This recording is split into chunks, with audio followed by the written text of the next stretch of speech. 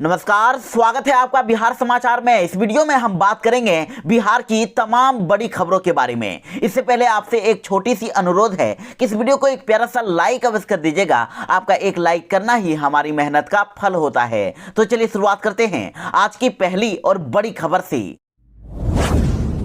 बिहार में पूर्ण शराबबंदी है, लेकिन बिहार में हर दिन शराब के मिलने का खुलासा हो रहा है। बिहार में जहरीली शराब पीने के कारण लगातार लोगों की मौतें हो रही है और इसी के बीच बिहार में एक बार फिर से शराब कांड की बड़ी खबर आ रही है। बिहार में बक्सर जिले में शराब पीने के कारण कई लोगों की मौत हो गई है। जी हां, बिहार में शराबबंदी के बावजूद लगातार जहरीली शराब पीने से लोगों की मौतें होती जा रही है और इस बार बिहार के बक्सर जिले के मुरार इलाके से बड़ी खबर आ रही है। यहां अंसारी गांव में 6 लोगों की मौत हो गई है और जहरीली शराब पीने से 4 लोगों की हालत काफी गंभीर हो गई है। उनका अस्पताल में इलाज कराया जा रहा है।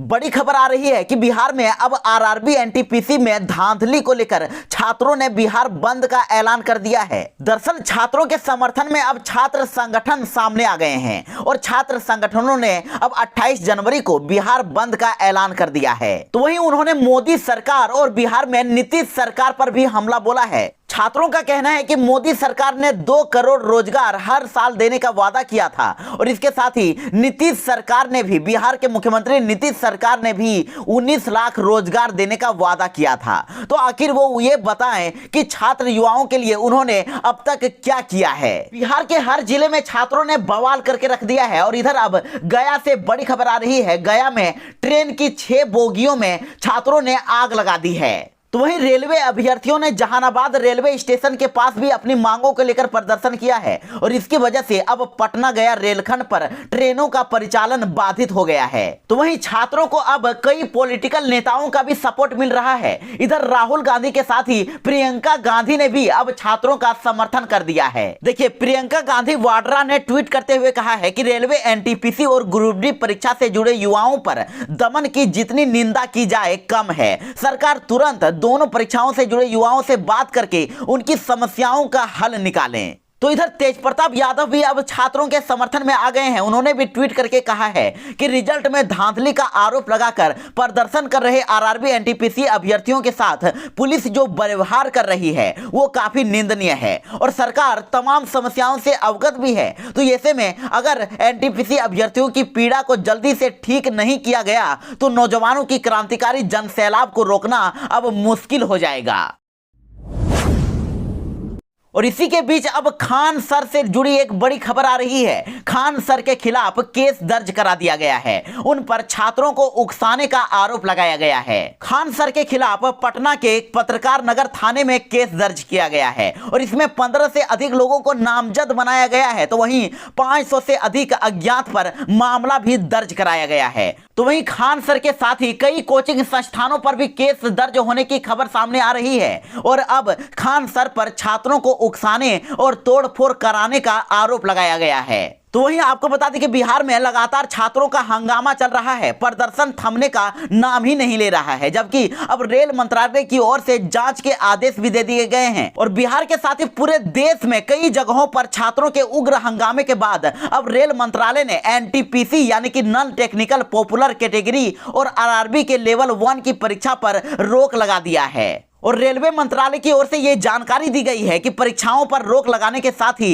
एक कमेटी का भी गठन किया गया है और जिन कोचिंग संस्थानों और शिक्षकों के खिलाफ केस दर्ज हुआ है उसमें सबसे बड़ा नाम खान सर का आ रहा है। तो वहीं खान सर ने भी अब सभी आरोपों पर इनकार करते हुए एक बड़ा बयान दे दिया है। उनका कहना है कि आरआरबी ने जो कदम उठाया है, अगर वो 18 जनवरी को लिया गया होता तो इतना बड़ा उपद्रव नहीं होता। खान सर ने कह दिया है कि पहले ही एनटीपीसी गलती कर चुका था जिससे छात्र गुस्से में थे और उसी वक्त आरआरबी ने नोटिफिकेशन जारी करके हंगामे को और भी ज्यादा बढ़ा दिया। उन्होंने कहा कि खुद आरआरबी ने गलती कर दी है, उन्होंने आग में घी डालने का काम कर दिया है और जिसकी वजह से अब छात्र सड़कों पर उतर गए हैं और लगातार विरोध कर रहे हैं।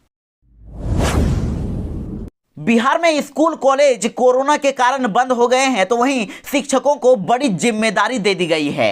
दरअसल बिहार में अधिकांश शिक्षक के छुट्टी के मूड में नजर आ रहे हैं, तो अब विभाग ने सभी जिलों के कार्यक्रम पदाधिकारी, स्थापना और सर्व शिक्षा अभियान से ये रिपोर्ट मांगी है कि कक्षा बंद होने के बाद अब बच्चों को ऑनलाइन शिक्षा देने के लिए क्या प्रयास किए जा रहे हैं। देखिए, शिक्षा विभाग का कहना है कि बिहार में स्कूल कॉलेज बंद हो गए हैं, तो अब शिक्षकों का दायित्व है कि अपने विद्यालय के बच्चों की ऑनलाइन शिक्षा की व्यवस्था करें ताकि उनकी पढ़ाई बाधित नहीं हो, और सभी विद्यालय के प्रधानाध्यापक अनिवार्य रूप से विद्यालय आने वाले शिक्षकों को टोले का आवंटन करें और छोटे छोटे समूह में बच्चों की पढ़ाई करवाएं। छात्रों ने 28 जनवरी को सरकार के खिलाफ बड़ा विरोध प्रदर्शन करने का ऐलान कर दिया है, तो वहीं अब पप्पू यादव भी छात्रों के समर्थन में आ गए हैं। पप्पू यादव ने एक बड़ा बयान दे दिया है। उन्होंने कह दिया है कि लाठी गोली सब खाने के लिए हम तैयार हैं, लेकिन 28 जनवरी को सरकार को उनकी औकात दिखा देंगे। जी हां, जाप सुप्रीमो पप्पू यादव ने बड़ा ऐलान कर दिया है। उन्होंने आरआरबी एनटीपीसी परीक्षा में रिजल्ट को लेकर अब छात्रों के समर्थन का ऐलान कर दिया है और 28 जनवरी को पटना में बड़ा विरोध प्रदर्शन करने की घोषणा कर दी है। उन्होंने सरकार को खुली चुनौती देते हुए कह दिया है कि विद्यार्थियों और बिहार के हक में वो आवाज उठाते रहेंगे। पप्पू यादव ने कह दिया है कि बिहार में पटना के राजेंद्र नगर टर्मिनल पर बड़ा विरोध प्रदर्शन किया जाएगा और सरकार को जितनी पुलिस उतारनी है उतार लें, हम लाठी गोली सब खाने के लिए तैयार हैं। साथ ही पप्पू यादव ने भाजपा पर भी हमला बोल दिया है। उन्होंने कह दिया है कि भाजपा का मतलब भर्ती में भ्रष्टाचार होता है, ये बीजेपी के एनडीए में शामिल है। उन्होंने कहा कि युवाओं का ये जनसैलाब रेलवे भर्ती में घोटाले के खिलाफ पटना में उमड़ा था और सरकार ने अब जुल्म की इम्तिहान कर दी है और इसे अब उखाड़ फेंकना ही आज की जरूरत हो गई है।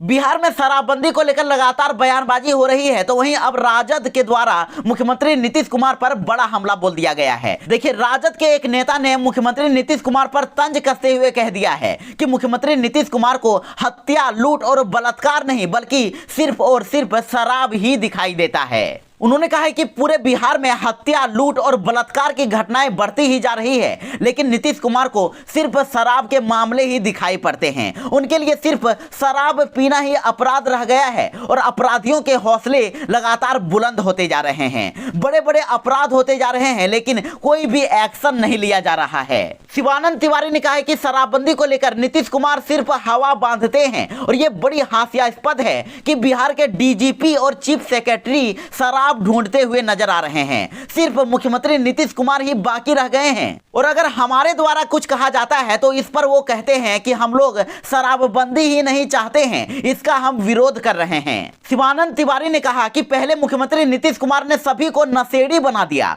और फिर अचानक से शराबबंदी कर दी। ये शराबबंदी का सही तरीका नहीं है। लोगों को धीरे धीरे पीने की आदत छुड़ानी चाहिए, लेकिन नीतीश कुमार जी को तो अचानक से सपना आ गया और उन्होंने दूसरे ही दिन शराबबंदी कर दी। नीतीश कुमार को सोच समझकर परिस्थिति के अनुसार फैसला करना चाहिए था।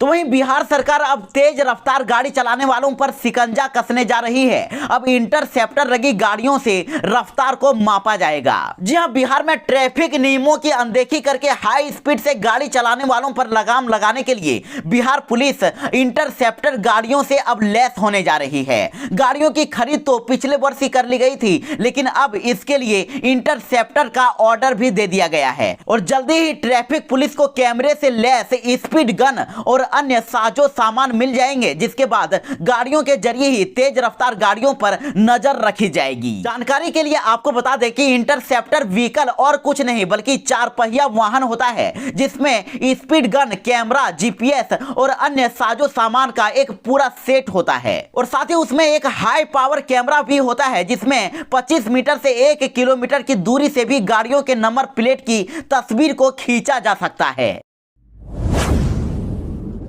बिहार कोरोना अपडेट की बात करें तो बिहार में कोरोना को लेकर राहत भरी खबर है। बिहार में कोरोना के मामले दिन ब दिन घटते जा रहे हैं और जनवरी महीने में तो कोरोना मरीजों की संख्या जिस तरह से बढ़ रही थी उससे लग रहा था कि कोरोना पूरी तरह से बेकाबू हो गई है। एक्टिव मरीजों की संख्या तो 30,000 से भी पार हो गई थी, लेकिन अब कोरोना पर काबू पाया जा रहा है। वहीं बिहार में 24 घंटे में मात्र 2120 नए मामले ही सामने आए हैं, तो वहीं एक्टिव मरीजों की संख्या भी काफी कम हो गई है। बिहार में एक्टिव मरीजों की संख्या घटकर 12,596 तक हो गई है।